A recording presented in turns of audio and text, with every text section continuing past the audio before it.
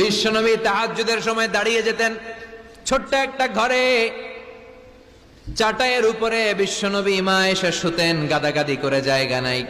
মাঝরাতে বিশ্বনবী তাহাজ্জুদের জন্য দাঁড়াতেন, আল্লাহু আকবার বলে দাঁড়িয়ে যেতেন, নামাজ শুরু করে দিতেন। বিশাল বড় সূরা পড়তেন, কেরাত পড়তেন, রুকু করতেন, কিন্তু সিজদার জায়গায় সিজদা দেওয়ার জায়গা নাই। সিজদার জায়গায় মা এসা পা বিছিয়ে শুয়ে আছে।